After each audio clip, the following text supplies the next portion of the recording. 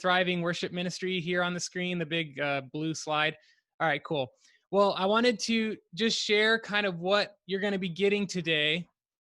And we're going to be going through, like the 8 essentials of a thriving worship ministry. In other words, the 8 areas that you need to focus on in order for your ministry to thrive. That's the first section of our content. And each of the areas that I'm going to outline, each of the 8, are so big and huge that they each could have their own entire webinar dedicated to them. So we're not going to be going like super in depth into each topic, but what I'll do is I will outline each area, and then I will give 3 or 4 action items for you to consider to improve those areas in your own church. That's the first section of the webinar. The next section is going to be a Q&A session based on the content. And then finally, at the end, I'm going to give you guys some free resources. These are resources that I've never given out before. Nobody's had access to them. So be sure to stay till the very end to get the link for those. I'll put it in the chat. The whole webinar, I'm hoping, will be about an hour in length. And I want to encourage you to have something to write with: notepad, note pen, an app, a note-taking app. And also, I want to encourage you to actually, if you have a question, to write it down. Don't type it into the chat section just yet, because it's going to get buried and we're not going to see it at the time when it's actually time to answer those questions. So hold on to your questions so it doesn't get buried, and also because I might answer it at a later point in the content. So save those questions, but you can write them down somewhere else to be ready later.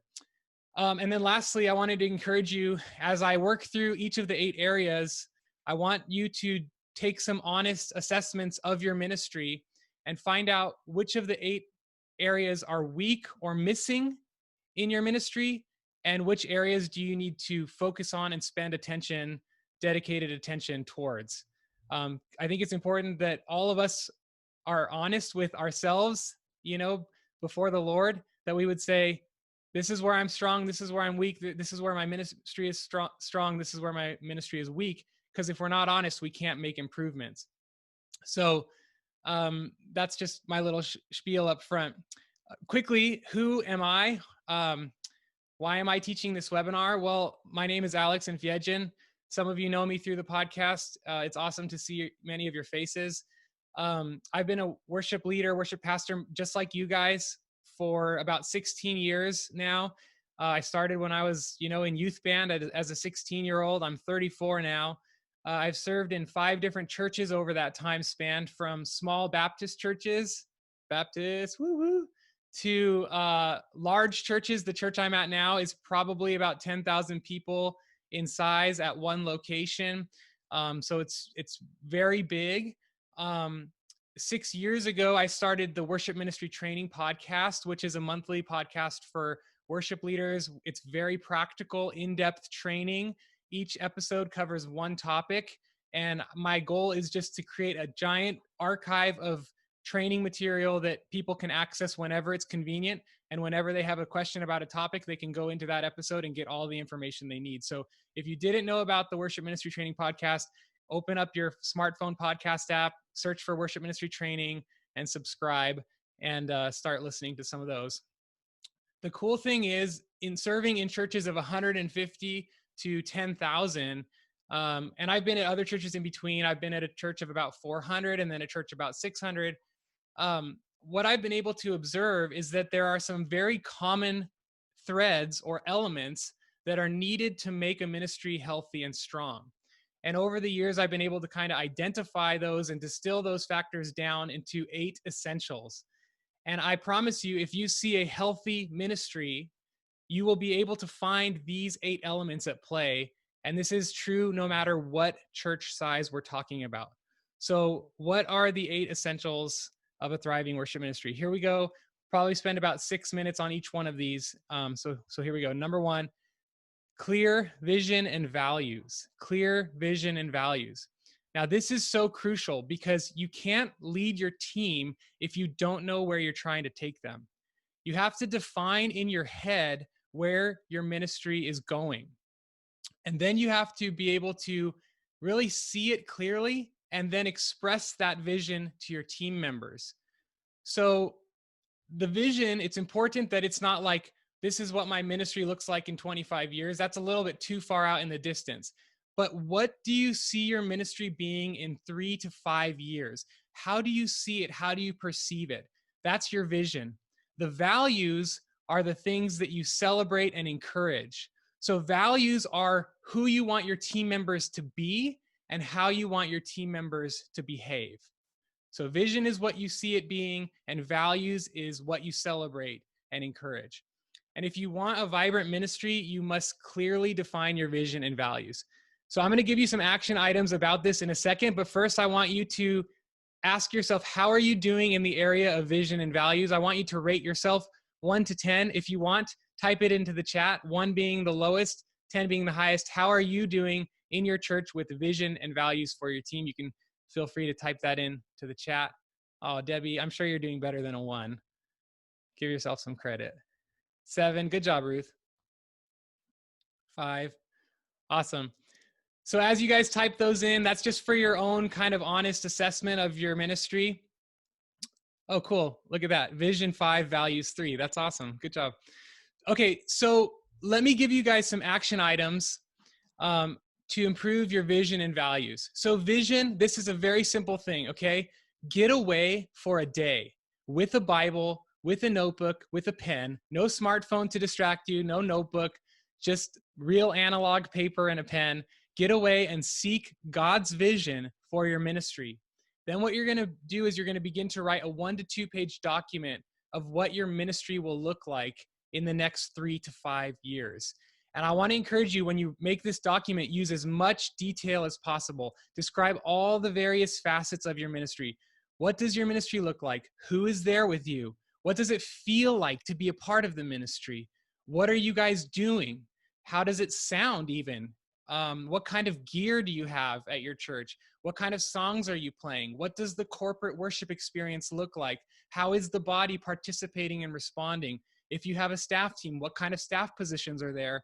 And what are the staff people like? You want to write this down as clearly and vividly as you can between 1 to 3 pages, this vision document.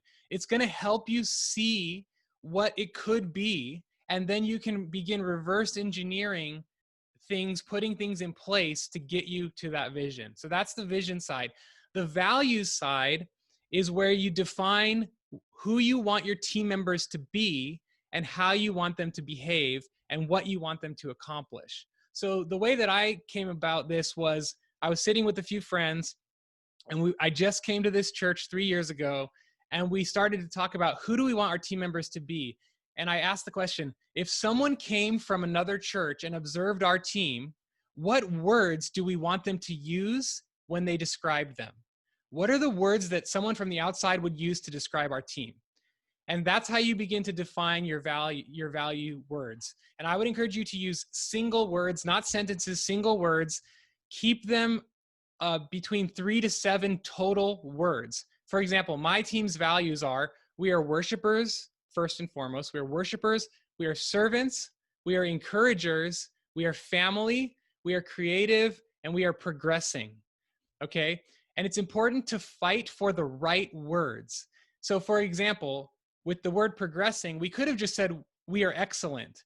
You know, we want to be excellent. But excellent feels like it has like, you can attain excellence. But progressing means that even when you get to this level, you're still trying to grow more every single day. And so we chose progressing. So it's important to define these words, fight for the right words, make them sharp, memorable, repeatable, and vivid. And I want to encourage you, this is very important. If you want people to own this, I would encourage you to include others in the process. So grab a few key leaders, some key leaders on your team. Maybe if you're at a church with multiple staff, grab a few of the staff, sit down together, say, hey guys, I went away, I wrote these 6 words down, like, help me fight for these words, help me add to these words, is this the right word? Then you start to get your key leadership on board. They start to feel like they're part of the process. They start to feel like they own it. And then when you come together to present them to your team, there's this buy-in from your senior leadership, okay? From all of you, it's a stronger statement because it's been fought for together. Okay, and then once you have those values, you're going to present them to your entire worship team, and you're going to do it at a meeting, make it a mandatory meeting. You're going to post these values on the wall, wherever, on the side of the stage. You're going to repeat them often because, listen, culture leaks. Culture is like a leaky bucket. It's constantly dripping out, and you constantly have to pour into it to refill it. So keep repeating these words. Your job is to constantly remind your team of your ministry's North Star, okay? Then you want to celebrate when you see people exemplifying the values. You want to say, hey, I see you buying that new guitar pedal, and progressing in your craft. I just wanted to say thank you for taking it seriously. So you start to celebrate when you see people exemplifying the values, and then you start to hold people accountable when they aren't living out the shared values, okay? And you just, again, repeat these often. Vision, values, vision, values. That's the first area of a thriving worship ministry. And that leads you into the second area, because the vision and values will directly impact number 2, which is a healthy culture and healthy relationships. Healthy culture and healthy relationships. Now, have you ever been part of an organization with bad culture? Like, people distrust each other. They talk bad about each other. There's ego, pride, self-promotion. Everyone is negative, complaining, lethargic. There's no energy, no joy, and it's kind of just dreadful. It's kind of like this heaviness. Type yes in the chat if you've experienced that. Yes, I think most of us have. Most of us have. Lots of yeses. It's sad to be part of a culture that is unhealthy. Yes, it's the worst, says Clinton. Now, how many of you have experienced the opposite, which is a healthy culture where there's energy, positivity, collaboration, momentum, celebration, joy? You can type yes to that as well. Let me tell you this. As a leader, I'm responsible for shaping our team's culture. This is very important, what I'm about to say. Your culture is created by what you celebrate and what you tolerate. Let me say it again. Your culture is created by what you celebrate and what you tolerate, what you allow, the bad that you allow and the good that you celebrate. That's what creates culture. And people often have a hard time understanding culture or describing it. It seems to be this mystical, ethereal thing, and that it's hard to explain. But ultimately, let me tell you exactly what culture is. Culture is how people interact with each other, okay? Culture is made up in all the tiny micro interactions that you and your team members have with each other on a regular basis. That is culture, how you interact with each other. And as the leader, you are the CIO, the Chief Interaction Officer. You are the one who sets the tone for how your team relates to one another and how you interact with each other. You and we are the examples of the interactions that we want to create on a regular basis. If you are the leader, you're responsible for your team's culture, but I want to encourage you too, because I know some of you are not ultimately in charge, but even if you aren't the primary leader, you can help change your team's culture by going against the grain and by doing what's right. Every team member adds or subtracts to the culture. You can be a team member that adds to the culture. So I want you to rate yourself 1 to 10. How are you doing in your culture at your church and your relationships? 1 to 10. 5, 7, 7, 7. That's awesome, you guys. Awesome job. Awesome job. Brenton, yes, I agree. 8. Jonathan Kuhn. Is that the Jonathan Kuhn that I know? That's cool. Good job, you guys. All right, well, let me encourage you. Here are some action items for culture, okay? Number 1 is this. Look at yourself first. How are you interacting with your team? If there's a problem with gossip on your team or negativity on your team, it's probably stemming from you. There was a time in my ministry here at my church when people were kind of talking bad about each other. And you know what I realized? I was the one starting it. I was the one talking bad about certain team members. Like, I wasn't happy with this or I wasn't happy with that. And I was talking to other team members about it. I was creating bad culture. You are responsible. You are the source of your team's culture, and you can be the temperature. Or not the temperature, you can be the thermostat and set the temperature for your team. So to set a great culture, try these 3 things. Number 1, be clear, be positive, and celebrate others. So choose to be a positive, encouraging, kind, welcoming leader. Create a family environment where people feel like they belong.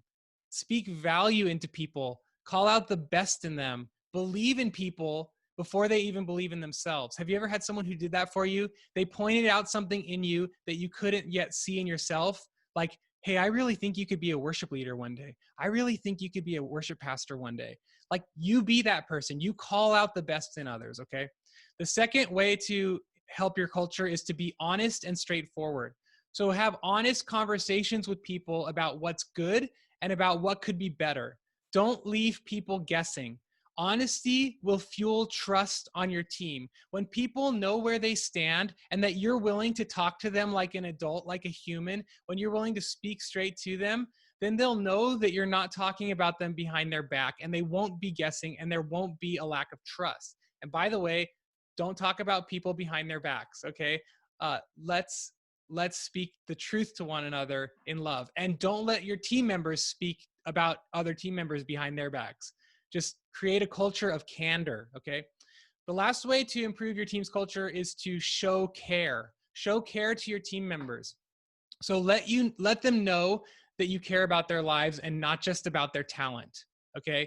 Facilitate casual group conversation. When you're in a group, make sure that the person who's kind of on the outside feels welcomed and invited and included into what's happening in that group. There's always those 2 or 3 people that kind of just shy away to the outside. Invite them in to the conversation so it feels like a family. Make sure everyone is interacting, feels loved and heard.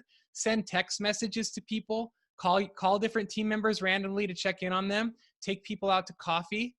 Pray for people when they share something difficult that's going on in their lives. Even if it's through a text message, you can send a prayer through a text message. You know, your job is to care for these people, and even open up your home to like the group to have potlucks or discipleship groups or other things like that, or even Christmas parties.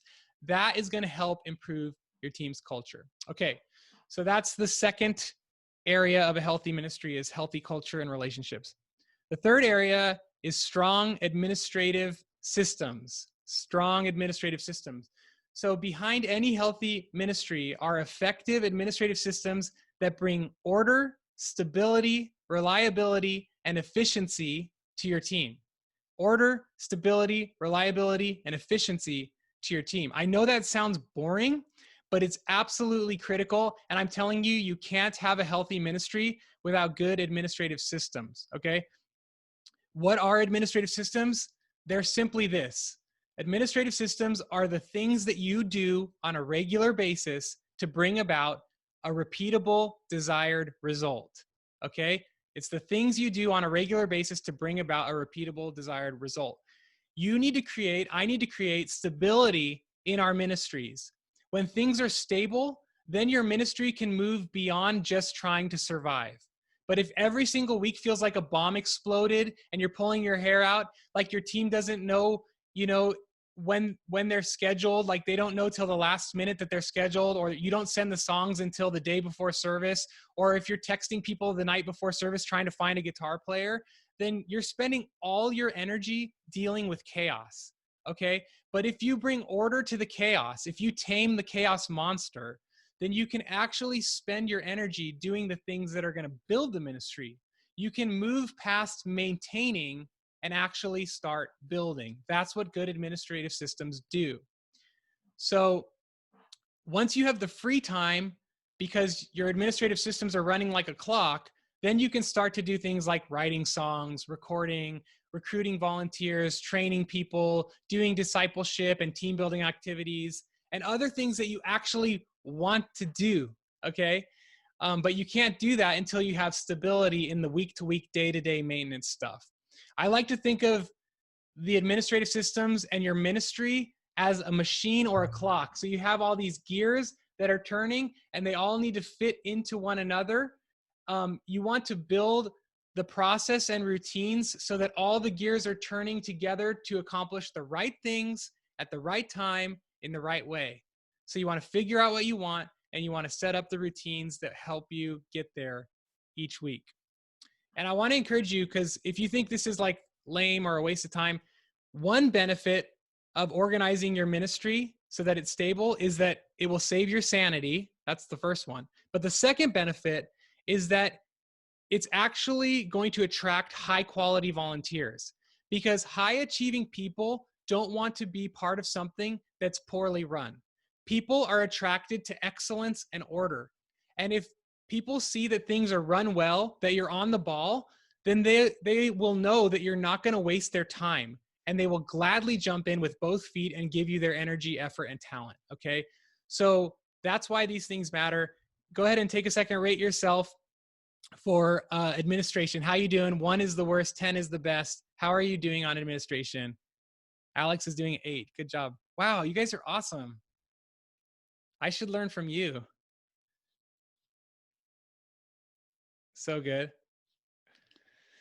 All right, well, I want to give you guys 3 things to help your administrative systems. Number 1 is schedules, okay? Set up regular routine schedules of when you do certain things. Pick songs on Monday. I'm just making this up, okay? Send set notes to your band on Tuesday. Do your pro presenter lyrics on Wednesday. Send stage notes to your sound guy on Thursday. Schedule your team on the last Friday of every month. Whatever the schedule is, build it for success and then stick to it. Be consistent. This creates stability for your team, and it allows them to know when to expect things from you. You want to be a reliable leader. You want to be a consistent leader. You don't want people guessing or wondering, when they're going to get the resources they need. Okay.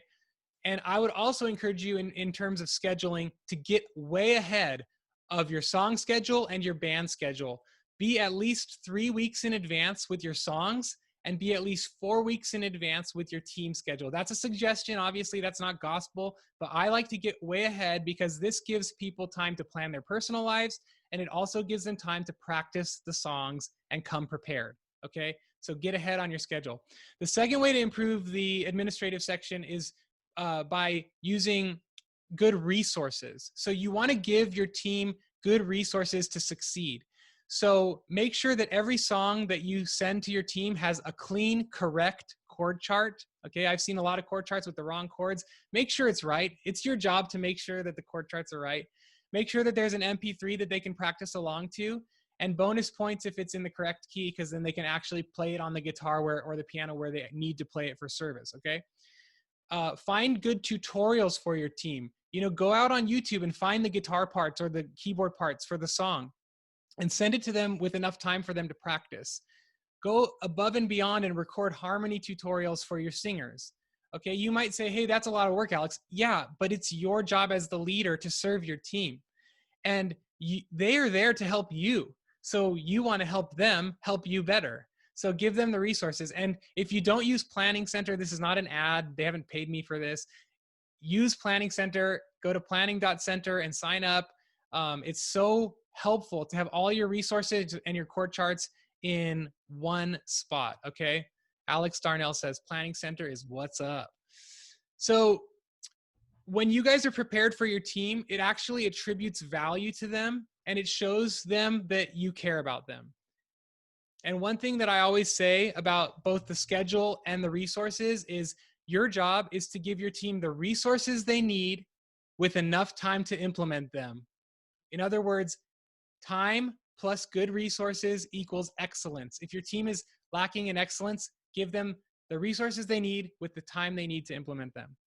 And then the last way to improve your administrative systems is to have a way of doing everything. Have a way of doing everything. For example, we store all our sound gear in this closet. Microphones go in this drawer. Cables go over here. Cables are labeled by length, so it's easy to find. For sound check, we do vocals first, drums second, then bass. Our rehearsal structure always goes like this. We play a warm-up song, then we play through each song individually, then we practice transitions and play the whole thing together. I'm just making up examples, but you should have a process for each one of these things that more or less stays consistent and the same. You should have a process for auditioning and onboarding team members, and you should create a document about team members' expectations, all those types of things. That's how you can be administratively excellent, and it's going to bring health to your ministry. All right, so that's number 3. Number 4, Musical excellence. A lot of people struggle with this. A lot of people kind of loathe this, and some people over focus on this. But the truth is, a healthy ministry should be musically excellent. Why? Because musical excellence matters to God. It matters to your church, and it matters to your team members, because nobody wants to be part of something that's lame, right? Plus, God commissioned the best artists and craftsmen in the Old Testament to build his temple and his tabernacle. He told Moses to find the best craftsmen around, okay? And he wants us to use beautiful, excellent art to lift up his name.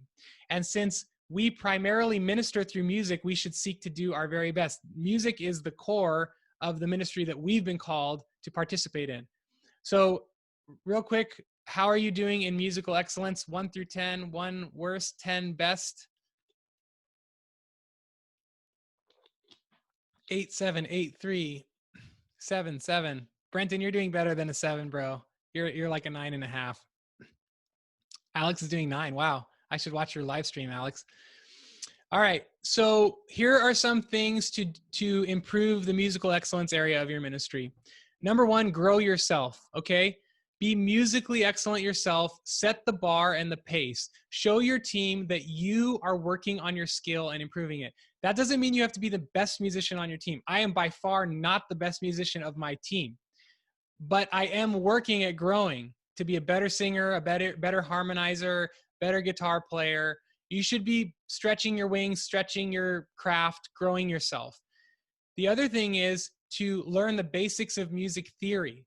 So a lot of us didn't study music. We were just thrown into this, but at least learn the basics, like what are beats and counts and meters and bars and, like time signatures, those types of things. You should at least learn the basics of music theory, okay? And then know enough about each instrument's role to know how to communicate to them. It's important to understand what the bass is supposed to do and how to talk to him to get what you want from him in the song, okay? So be growing yourself in your musicianship. The second area is to understand parts of songs. Understand how to arrange songs. Understand the frequency spectrum from low frequencies to high frequencies and how they all fit in a song and which instruments provide which frequencies in order to arrange the song to the full frequency spectrum, lows to highs, to take advantage of this beautiful thing called sound that God created. And if you're not sure where to start with this, I encourage you just to go pick your favorite album, put on a really great set of headphones, and start analyzing the music. Find out when the drums come in. What kind of drum beat is the drummer playing? When does the bass come in? What is the electric guitar doing? Where do you hear it? When does it cut out? When does it come in? When do you hear harmonies come in? And start analyzing with a very critical ear how your favorite albums are produced. Then you'll get a sense of how you need to tell your band to play. Like, hey, basses, you're out for the first verse. You come in on the first chorus. Shaker comes in on the first chorus. The drum beat comes in after the first chorus. Because you started to listen to your favorite albums with the critical ear, you'll be able to replicate that in your own arrangements. Another thing you could do is you could get a piece of multi-track software and you could play a song and start soloing all the different instruments, and you can learn how the layers fit together to create a beautiful, cohesive whole. And you can even show that to your band to help them understand how to play in parts, okay? Because that's the second part of musical excellence, is teaching your team how to think like a producer, and you being able to help them understand how to arrange a song to get the best out of it. One of the things I see in worship ministry is worship leaders will just put the chord charts on the music stand and say, okay, let's play, but there's no direction given, and everyone's just playing the chords. The piano player is playing the chords, the guitar player is playing the chords, the electric guitar player is playing the chords. It's like, no, we can move beyond that into something much more beautiful. It's called playing in parts. So make the album version the reference point of your arrangement, and you can tweak it from there and make it your own, but make the album version the reference point. So, hey, electric guitar player, here's the YouTube tutorial for the electric guitar part for pick a song, right? and ask them to learn that. Hey, piano player, will you learn the part for this song? Hey, drummer, will you learn the drum beat for this song? You got to move beyond just playing the chord charts to actually playing the parts. Two more, actually there's three more for musical excellence. Set expectations. Set expectations for preparation. What does it mean when you say, I expect you guys to prepare? Explain what it means. Tell them, I expect you guys to be practicing for 1 hour a week at home and learning your parts. Spend 1 hour a week. If you're part of this team, that's just standard par for course. You need to practice for an hour at home. Teach your band that practice is personal and rehearsal is relational. Practice is personal, meaning it's done at home, getting your parts in order. Rehearsal is relational, meaning we come together and we put it all together and we fine tune it. But they shouldn't be playing the song the first time at rehearsal. They should have already learned the parts at home. The third way to improve your musical excellence is to run great rehearsals. If you're a clear leader, people will leave the rehearsal feeling invigorated and confident that Sunday is going to go awesome. They will know what they're supposed to do and how to do it. So running a great rehearsal means you practice everything. You practice the intro. You practice what you're going to say. You practice where you're going to pray and what the piano player is going to do while you pray. You practice the speaking parts. You practice everything, the lighting, the sound transitions, all of it. Why should we leave it up to chance just to get on the stage and just hope that it goes okay? So learn to run great rehearsals, okay? Another thing you can do at your rehearsals is you can record your rehearsal and send the link to, like, put it in Dropbox, send the link to your band to listen to before Sunday. That way they can hear what they need to change, and you can also hear what they need to change, and you can send specific notes to the guitar player. Hey, on the bridge of this song, can you do this instead? It didn't sound that good. Record and send it to your band. And then the last thing I would say that I see from worship leaders is don't be afraid to make suggestions and ask for what you want during rehearsal. You're the leader. You have to be confident to lead. Your job is to get the best out of your team, okay? So don't be afraid to lead them and ask for what you want them to play during rehearsal. And then the last way to improve musical excellence is to build amazing worship sets. So this is a whole other topic in itself. I'm going to post a link in the chat right now for my free ebook. You can download it. You don't have to enter your email or anything. Just click that link. It should open in a browser window. But you need to build beautiful sets for your church services, okay? Pick great songs in great keys, woven together in a journey towards the Lord with great arrangements, great singers. I know it's easier said than done, but please get the ebook. I just posted it in the chat. You can click on it right now. And that's how you improve your musical excellence. All right, we're halfway through, guys. I'm not even sure how long we've been going. Let's see. It's been, are you guys hanging with me or are you guys tired? It's been 30 minutes. Okay, I'm gonna drink some water. I love you too, Alex Darnell. All right, guys. So we're halfway through. I've got 4 more for you. The 5th element of a thriving worship ministry, this is huge. Development and training pathways. Development and training pathways. If you want your ministry to thrive, you need to give people places to blossom, okay? It is very rare that the perfect volunteer falls from the sky right into your lap. In fact, I would say it never happens. Spiritually mature, musically excellent, reliable people are not born that way, okay? Those people are groomed over long periods of time. Somebody did the hard work to make them an amazing volunteer. The good news is you can do that exact same hard work and get people to be who you need them and want them to be. So our job is to develop people. So our job, it says in Ephesians 4, is to equip the saints for the works of ministry. That means your job is a coach. You are a coach. I am a coach. And if you look at the best worship ministries in the world, they have some serious training and development programs. So I've talked to a bunch of really great churches, and they almost all have some sort of major training pathway for their volunteers. A lot of them do it before their rehearsal. They'll take people in, they'll practice the songs, they'll give coaching advice, and then they'll send them home, and then they'll have their regular rehearsal, or they'll even let those people watch the real band play the rehearsal. Sometimes it's happening simultaneously in another room, like Hillsong does that. Basically Hillsong does this. Every Thursday night, their entire team shows up. Some of them are scheduled to play and they practice the songs. The rest of their team break off into other rooms and get trained. And they share the training responsibilities. So they're always training. That's why they're great. That's why Bethel is great. That's why Passion is great. That's why Hillsong is great, because they're constantly developing their people and pushing them to grow. They're investing in their musicians and their technical artists. So let me encourage you, your development pathways don't have to be complex. Start small, start simple. It could be as simple as this. Every Sunday after service, you spend 30 minutes practicing harmonies with your 4 vocalists. You do that for 2 months until they get better. And then you say, great, let's move on to the next thing. Then the next week, you start spending that time block with the kid drummer that just came out of junior high. And you practice with that kid for 5 months until he rocks, and you move on to the next person. If you just keep doing this, you're going to reap long-term benefits from short-term investments, okay? So the point is, it doesn't have to be complicated. I'm going to give you a few more ideas in a second. The point is to develop people and make them who you need them and want them to be. So talk about your development pathways. Give yourself a rating 1 to 10 if you want. You don't have to type it in, but you can. 0, 4,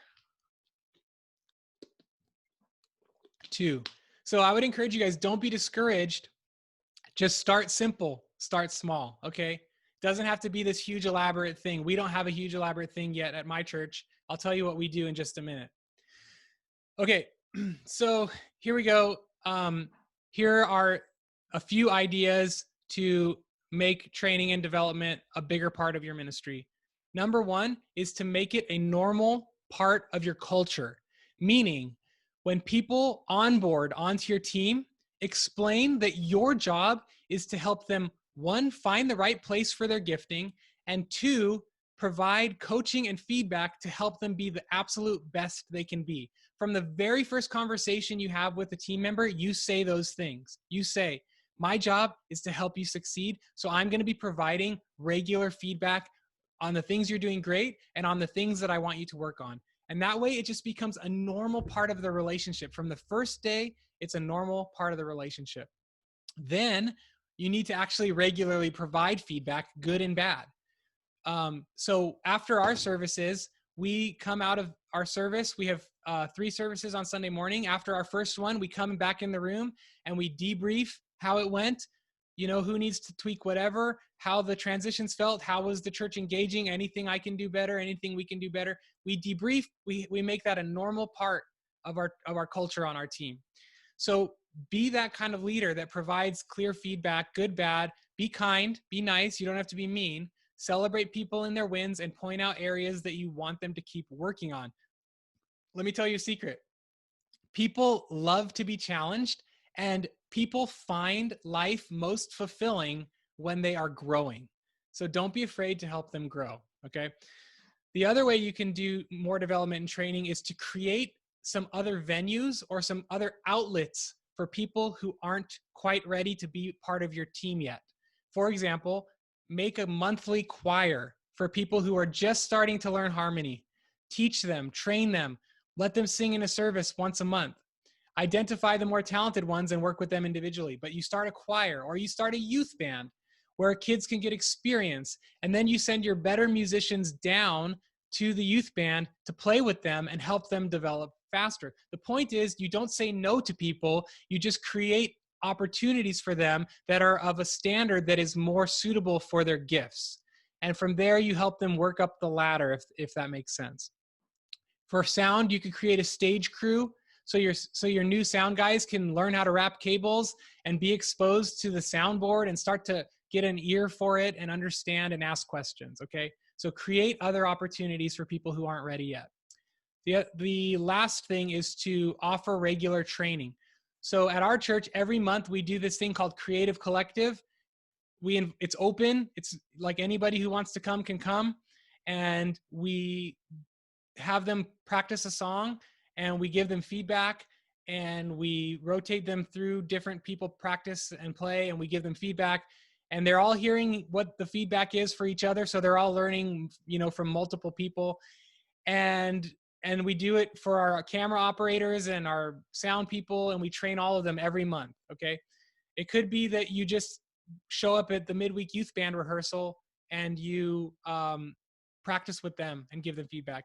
It could be offering one-on-one training with high potential volunteers. You can easily send any sort of training article or podcast or YouTube video via email to your guitar players. Here's something really cool that we did. We created a little simple, super simple free website with like 5 examples of electric guitar players that we like. So when a new electric guitar player comes on our team, we just say, hey, we want you to watch these 5 videos. That's the approach we want you to take to electric guitar for our church. And you can, if you don't want to create a little website, you could just have an email template. And whenever a new electric guitar player, and you can do the same for drummer or bass player or piano player, but you create a lookbook. Do it like this, please. Don't do it like that, please. And you give them visible, audible examples, okay? Another option is to have the church pay for a few lessons for people who have really high potential. And then the last thing is just to celebrate and encourage people when you see them progressing. Just give them kudos. A little kudos goes a long way. All right, that's that's development pathways. The last, we have 2, 3 more.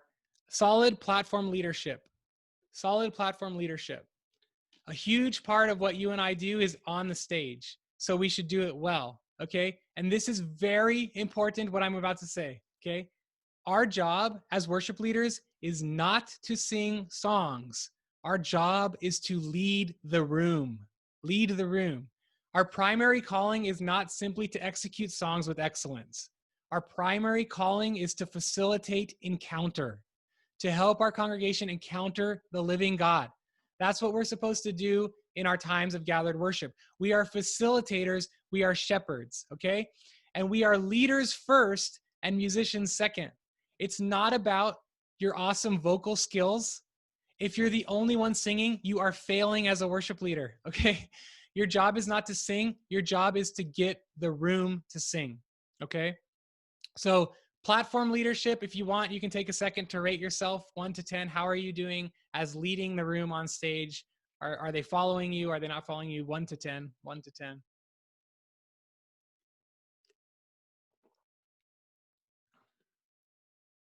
Awesome. Jonathan Kuhn, 4. I bet you're under. GT Parker, come on, you're not a 1. I believe in you, bro. Okay, platform leadership.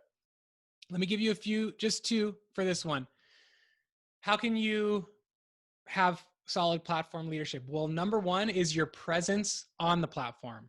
This is very important. Be welcoming, be warm, be genuine, even use humor. Okay, it's church, it's not a concert. You're not trying to impress people. You're just a part of the family. Like, don't be so stiff. Don't be so fake. Don't be so overly spiritual, Don't be somebody that you're not. Just be yourself, be authentic. Okay, that's really important. God made you who you are. Be yourself. And then be confident. If you look uncomfortable, your church will be uncomfortable. So I always encourage worship leaders, do what you need to do off stage to be comfortable on stage. That means things like practicing your guitar so you're confident you're going to play the right chords, making sure your voice is warmed up and, good so that you aren't worried about it. Do what you need to do off the stage so that you're not nervous on the stage. Speak and pray clearly, and then lead by example physically. Lead by example, raise your hands, close your eyes, sing, smile, don't look like you're, at a funeral when you worship the Lord. And I always struggle with this, but it's good to open your eyes and look around at the congregation while you're leading them as well. Especially open your eyes when you talk. I see a lot of worship leaders, they close their eyes and they're talking to the congregation. That's really awkward, okay? So solid platform leadership. The other thing to do with solid platform leadership is to invite participation. Remind people why they came to church. Guys, we're here to worship the Lord of heaven and earth. He is worthy of all of our passion, all of our singing, all of our praise. We're not here to watch what's happening on the stage. We're here to participate. Like if you say that, people will be like, oh yeah, that's why I'm here. So invite them into that. Teach them why we worship. Teach them how we worship. And use vocal cues when you sing. So some people just sing the song like an album. It's not an album, it's church. So invite them to sing. Say, sing it out. Or like tell them the next line of the verse, or speak. You can speak it or you can sing the vocal cues, but you want to let them know what's coming next. And I always tell people, if you're not sure if you should use a vocal cue, whenever there's a split in the song, it's a great place to help them know where you're going so that they don't sing the wrong thing. So if it's going to a bridge or a chorus, like they don't know. So just say, sing it again, if you're going to sing the chorus again. But if it's going to go to the bridge, then say the first two lyrics of the bridge or something like that. But use vocal cues, okay? Then don't impress them, invite them. If you're too fancy with your vocals, then people are going to feel shut down, like, oh, I can't do that, but just give them a clear, solid roadmap with your voice that they can jump on top of and sing with, okay?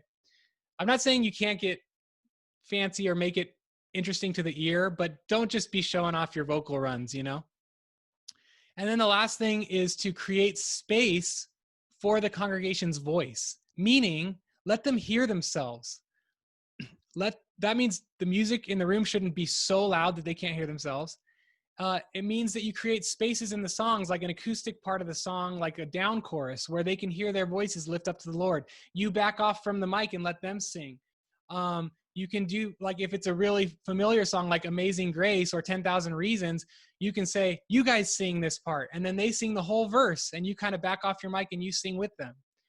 And then after the service is over, after the singing is over, encourage them, say, guys, it was so beautiful to hear your voices, because what gets praised gets repeated. What gets encouraged gets repeated. So when you tell them, that was beautiful, you guys, I love hearing your voices go up to the Lord, then they're going to want to do it again next time, So that's solid platform leadership. 2 more, guys. Thanks for sticking with me. I hope nobody's fallen asleep.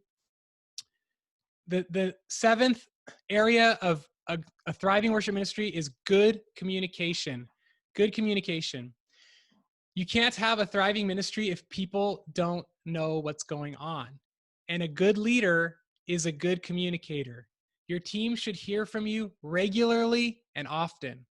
And not just your team, but you should be communicating to your senior pastor, to the other staff, to your tech team, to your volunteers. You should be communicating to all these different people. The more you communicate, the more cohesion you create. The more you communicate, the more cohesion you create.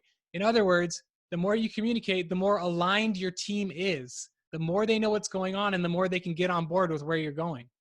There are different kinds of communication. There's personal communication. This is just a casual text message to a team member to see how they're doing, how's life, how'd their tests go. Group communication, which would be like a group meeting to let the team know about a major change in the ministry, like so-and-so is leaving staff, and here's who's replacing them. We wanted to introduce you.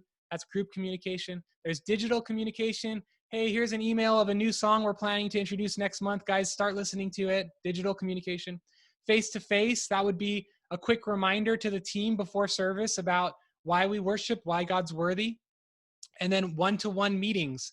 One-to-one meetings if a team member is struggling, or just they need counsel. That's a one-to-one. And a good leader will use all of the above communication methods and even more.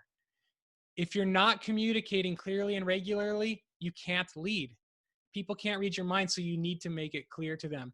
And you have to over-communicate, meaning you have to say the same thing multiple times in different ways through different mediums over and over. And let me tell you, I know this from experience, if you're sick of saying it, your team is barely starting to hear it, okay? You live with your thoughts, they don't. So over-communicate. So how are you doing as a communicator? Go ahead and rate yourself 1 to 10, 1 to 10.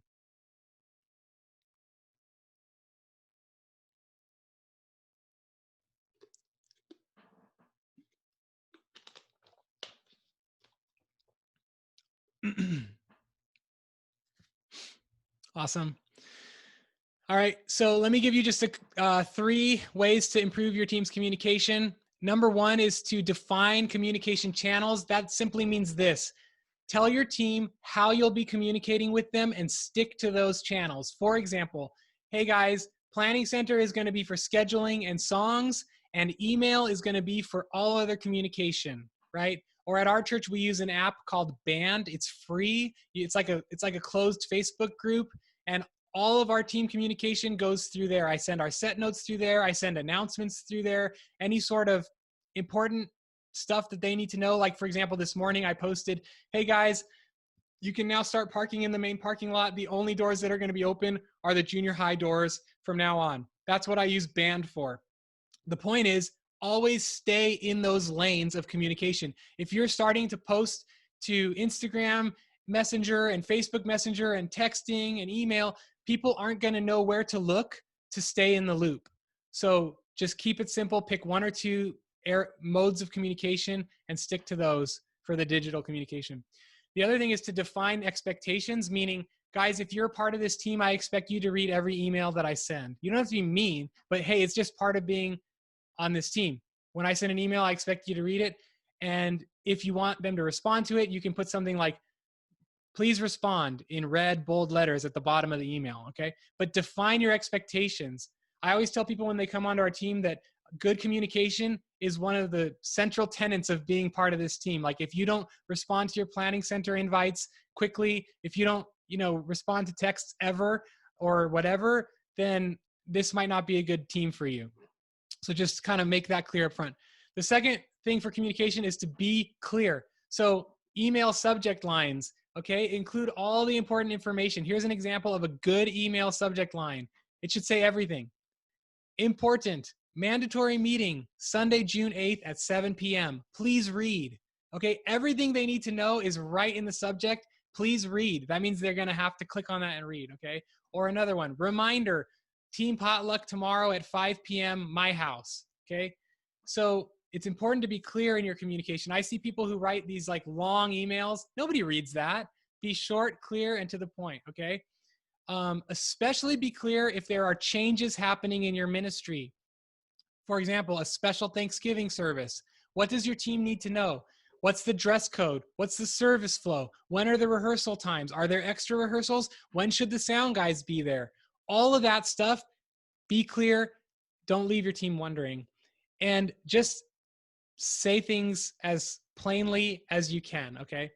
Second thing is to over-communicate. We talked about this, saying the same thing through different methods. Let me give you an example of how I would communicate a big change to our ministry. If we were going to have a new rehearsal time, which we probably are because of COVID, this is how I would handle it.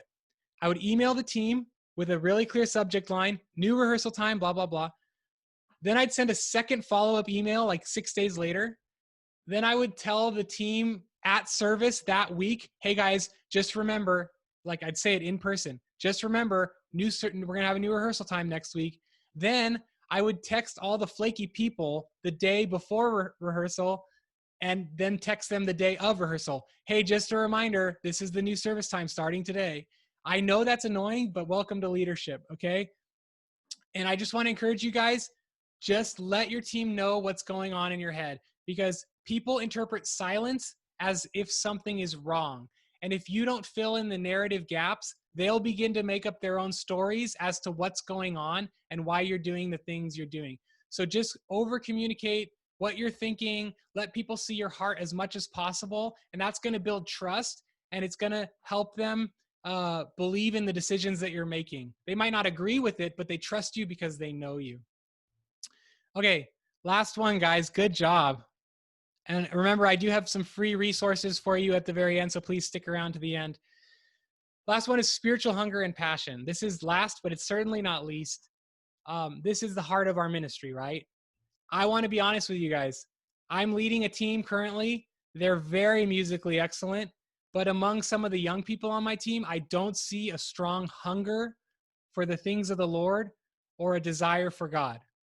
I see them talking about the Mandalorian episode, the newest Marvel movie, what's on TikTok, Snapchat, Instagram. That's like what I see in my team. I don't see very spiritual young people on my team. Well, guess what? I am responsible to fix that, okay? Worship ministry has never been about making music. It's always been about making disciples. Worship ministry is not about making music. It's about making disciples. music is the tool that we get to use to make disciples. Music is the excuse that we use to see our team members on a week-to-week basis and be in their lives and help them grow in the things of God. Remember, God does not look at outward appearances, but he looks at the heart. He doesn't care if your ministry is musically excellent, if it's full of pride, ego, backbiting, division, and gossip. You know, he would rather your ministry be tiny and full of vigor for the Lord. He would rather it be stripped back to an acoustic guitar and a cajon player if those people's hearts are hungry for the things of the Lord. He wants us to hunger and thirst for righteousness. So how is your team doing in this final department? 1 through 10, 1 through 10. 0. 9, praise God. Good job, Jonathan.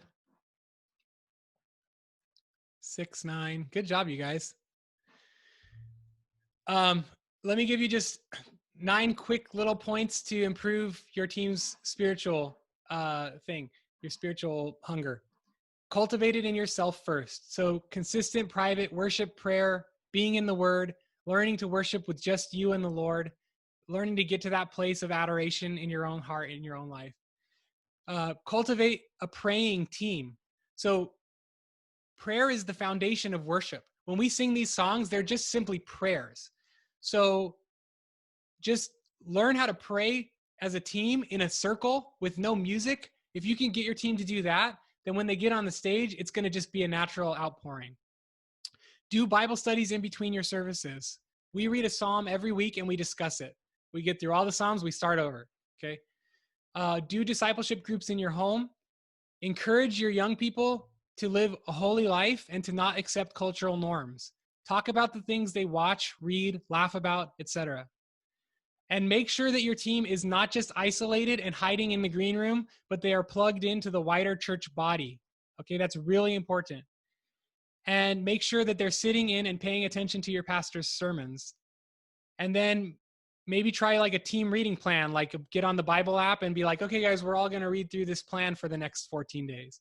And then finally, try to do a night of worship where it's just your team only and a guitar, and you're just in someone's living room worshiping the Lord. Those are some ideas for how you can improve spiritual hunger and passion. So guys, those are the 8 essential areas of a thriving worship ministry. I want to ask you, again, stay to the end because I have something I really think is going to help you. I want to ask you which areas, you don't have to type this in, but just for yourself to think about, which areas do you need to work on first? And then encourage yourself too. What are the areas that you're doing really well in? Because it's easy for us to blast ourselves and to be annoyed with ourselves, but also encourage yourself. You're doing well in probably many of these areas, but what are the 1 or 2 that you want to start to focus on? Okay, I want to give you guys a chance to ask some questions in just a second, but first I want to tell you about an opportunity that I'm really excited about. This is something that I've been working on for a while, and it's something I've never offered before. If today's webinar helped you and you want this kind of like face-to-face practical training, except to be able to talk back to me and not just have to type things in, I'm going to be offering starting July 1st, a 10-week mentorship for worship leaders, okay? Worship leaders, worship pastors. This is a 10-week mentorship for people who work at any size church, who feel like they need coaching, who they need fresh vision, they need practical help, and maybe they're just looking for other worship leaders to bounce ideas off of. It's for people who are serious about wanting to grow in this calling called worship leading, okay?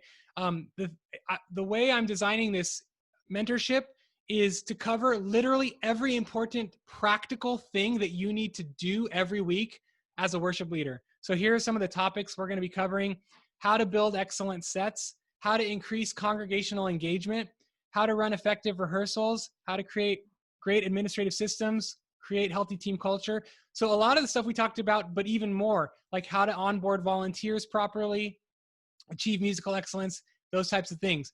If you're interested in participating, there's already 10 slots full. It's going to be a small group. I'm intentionally keeping it small so that we can have dialogue, we can talk to each other, we can have community, and we can really like dig into certain areas in your ministry. this is not incredibly expensive. There are, online courses that cost thousands of dollars. This is not one of them. This is not one that costs $12.99 or whatever. It's not one that even costs $7.99. It's going to be $399, and it's going to give you 30 hours of FaceTime with me. You're going to get private access to either a Facebook group or a band group. I haven't decided yet, where you can continue asking questions or sharing encouragement with each other, chatting with me on a private chat, those types of things. And you're going to get some like resources that I've created for this as well. I'm going to post right now in the chat two links. One of them is a Convince Your Pastor PDF, because I would love for you to have your church pay for this for you. And did I send it? Okay, I just sent it. I think your church should invest in you, but even if they won't, I would encourage you to invest in yourself, okay? So the link that I posted, the first link is a little document that you can give to your pastor or forward to him in an email so that he would consider, or she would consider, paying for this very affordable 10-week program with me. The other link is the actual link, worshipministrytraining.com/mentor. And that is, if you can see it on the screen, if you go there right now, you can apply. Okay. Again, not everybody's going to be able to get in. I have about 12 slots left, but please apply if you'd like to do this with me. I think it would be super encouraging for me to be able to work with you and help you. And so if you haven't applied yet, I would encourage you to apply soon, because like I said, registration is closing in 4 days to apply. And so if you want to do it, try to get the approval from your pastor soon and then apply. Or if you just want to, fund it yourself, go ahead and do that. But I think you're going to get a lot out of this. Let's do a little bit. Can you apply before you have your pastor's approval? Yes, you can. Yes, you can. You can. You can apply. You don't have to get your pastor's approval. I mean, I don't think you have to get your pastor's approval to do anything, except for, do some crazy flag twirling in your services. Can you make partial payments? We can work on that, Joe. We could work something out. Any other questions about the mentorship before we move on to the Q&A section of today?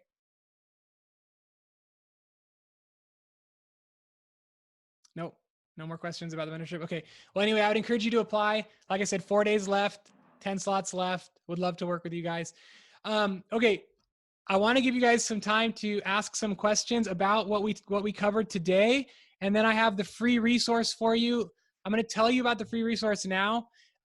This is 4 chapters. I'm going to give this to you at the very end.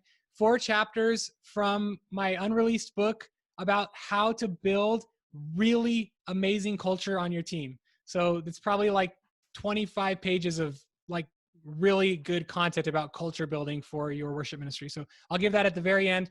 Any questions today, you can type them into the chat, and I'll maybe take just a few because it's already been an hour. So Andrew Miller says, thanks for the amazing content. This has been so helpful. Thanks, Andrew. Question, will you guys be singing with your church over the summer when you reopen with concerns about coronavirus? We are wrestling how to make worship engaging without being able to sing. Yeah, Andrew, I think we're going to sing. I think we're going to spread people out, wear masks, and sing. Because, I mean, we want to be wise. I think the people who are afraid of getting sick or who are maybe older are just going to stay home. And the people who want to be at church, they're going to come and they're going to sing. I just think that's how it's going to go. So we're planning on singing, but we are going to spread people out and we're going to have them sit in their families. So any other questions, you guys, about the content? How do you get your team to have better stage presence when they have none or have the idea that it's not a performance? Okay, yeah, stage presence is good. So stage presence, I have an episode in the podcast about this. Again, if you want to go look through all the podcast episodes, go to worshipministrytraining.com/podcast. But stage presence, best thing you can do, film your team. Film your team during service and then debrief it. So tell them, hey guys, we're going to be working on our stage presence for the next 2 months. I'm going to be filming you. We're going to be watching it, reviewing it with you. And the reason we're doing this, guys, is because our stage presence can either help or hinder people from worshiping God. How we use our bodies can lead people to worship God if we are expressive. And so you tell them that, then you tell that that's why you're doing it, and then you start to do it. You film it, you show it, and you talk about it. You don't want to embarrass people, so if you have to give, more critical feedback, do that in person with the person in question. But that's how I would go about that. All right, let's see another question. What is the average time requirement that you ask for your members of your team? What does that look like? And how do you know if you're asking too much?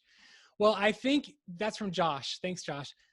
I don't think you can ask too much of your team. I think you can cast a non-compelling vision, and then they're not going to want to buy in to what you're doing. But like if you say, hey, we're going to build a rocket to go to Mars, that's a pretty big vision, and there's going to be a lot of people who are willing to give their entire life to that mission, right? And so if you don't cast a good vision and like explain why it matters what we do, and have passion in your own heart and in your own voice about worship is so important, guys. Worship changes things. Worship changes people, and those people go out and change the world. Then when you cast that higher vision, people are going to want to commit more to it because they understand why it's making a difference. And so for us, we have 3 different services a week that we prepare for. And so we have team members playing 2 to 3 different services per week, every week. And that means they have to prepare 3 different sets each week. And I just tell them over and over, guys, please prepare your parts. Please prepare your parts. And I tell them you should be practicing at least 40 minutes for each service. And they're really good, so it's not that hard for them to practice. They usually just play through it once and they're fine.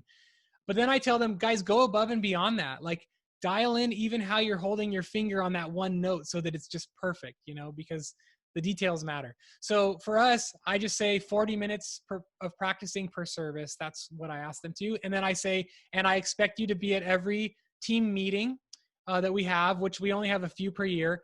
And then I expect you to watch every Focus Friday. Focus Friday is a bi-weekly video that I put out that is either spiritual training or like practical training about the craft of worship ministry. So I expect them to watch those videos every other Friday. So those are my expectations for my team. Let me see. What are the best books you can read about worship leading? Worship Matters by Bob Coughlin. The Worship Pastor by Zach Hicks. Brenton, do you want to write some in the Zoom? Because Brenton has a few books. There's another book called Christ-Centered Worship by Brian Chappell. And there's the final book I would recommend is called We Are Not Rock Stars by Stephen Miller. It's kind of a more fun book, but it's really good. Let's see. I'm constantly told that we should be saying altar and not stage. Does it really matter? I don't think it really matters, Joe.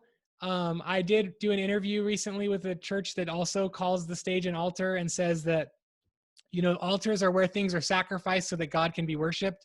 I like that approach, but I don't think it really matters as long as you're constantly working on the heart issues behind the scenes. It doesn't matter what you call it. Let's see. I know there's so many questions, guys. Are there any episodes where you talk about balancing ministry and family time? Ooh, oh, hi, Mrs. Wenda. Good to see you. Yeah, I'll send you something later, okay? I know her personally. Let's do 2 more questions, guys, and then we'll wrap this up. Thanks for sticking with me to the end. Really super appreciate your attention. Don't take it for granted. Somebody says, how many songs do you usually lead at your church per week? Okay, so for us, it doesn't matter, guys. Whatever works for your church, whatever your senior pastor's vision is, but we do 4 songs usually, or 3 songs and a tag of a song, like a half of a song, that's connected to the 3rd song. And then we do an offering song. And then we do like a closing chorus at the end of the sermon. So for us, it's usually 5 songs total, or 4.5 songs. But whatever works for your church. Let's see other questions, guys. How do you get tech team members and praise team members to move from I'm doing Oh, I see. How do you help them get past the mindset of I'm doing good enough, it's adequate, and I don't need to get better? Okay, that's a great question. Um, I would say that our our job is to challenge people, and to always explain why. If you can give them the why, then it leads to changes in their action. So if you can do a teaching on why excellence matters to God, and you can, like I explained in the musical excellence section, it actually says in scripture that we should play skillfully unto the Lord. That's Psalm 33:3. God wants us to play skillfully unto the Lord. And it says, David says elsewhere in the Psalms, we should lead with, I think it's a upright heart and a skillful hand. So skill and excellence is taught about in the scripture, and it's a matter of stewardship. It's a matter of stewardship. God has given you a gift, and you know what he does to the person who didn't multiply the talent, but just return the one? He says, you're a wicked and lazy servant. So if God gives you a gift and you don't multiply it, you're going to be in trouble with the Lord. He gave you a gift not to sit on it, but to develop it and to use it for the Lord. So I would teach something along those lines to your team and just continue to teach. I want to encourage you guys, leading is not a one and done thing. You teach, you teach, you teach, you repeat, you say it in different ways, and they finally start to get it. Brenton just posted some books. Thank you. Brenton posted some books in the chat. Jonathan Kuhn, dude, this guy's the best guitar player. John, I love you, bro. You're still on my album. So it says, he says, I'm working a full-time job separate from being a worship director at Grace Church Monterey Bay, in which I'm putting 20 to 30 hours per week. Wow. What advice do you have to prevent burnout and keep myself serving the Lord and my church with excellence? That's a great question. If you're a volunteer or a bivocational worship leader, raise your hand in the video. I want to see. Yeah, there's a lot of you who are volunteers or bivocational.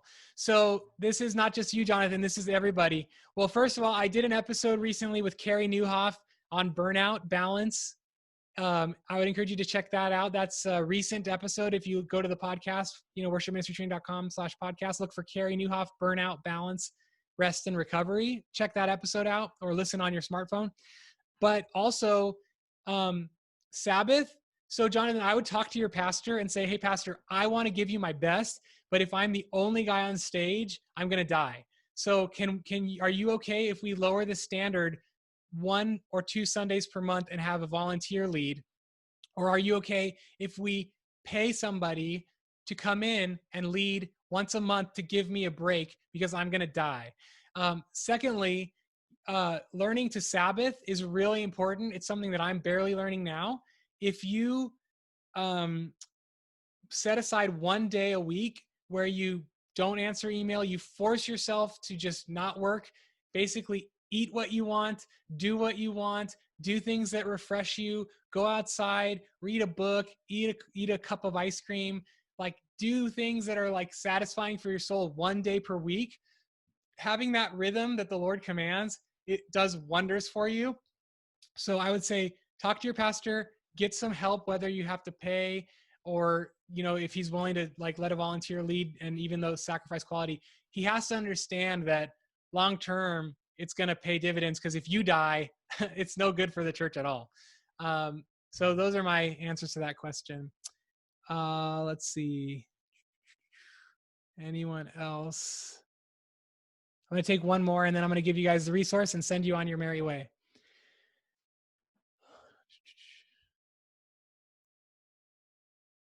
Let's see. The last one. Oh, how many backup vocals should we have now that we're having COVID? Well, I don't know. That really depends on how many background vocals you want. I see churches who just have 2 singers and they sound great. I see churches that want to have a lot. I don't think it matters. I'm sorry for the lame answer, but that's just how I would answer it. It doesn't really matter how many singers you have on stage for backup vocals, if I'm understanding you correctly by the term backups. So guys, I just want to thank you again for for sticking into the end. I want to give you this free resource. It's 4 chapters from my unreleased book about building incredible team culture. And I do, again, want to encourage you, if you want to work with me for 10 weeks and work with 20 other worship leaders in a live format like this, except you can actually talk. We can have our mics unmuted. There's just too many of you to unmute all your mics. I would love to spend that time with you. Please go to worshipministrytraining.com/mentor. And thank you guys for all your time. Here's the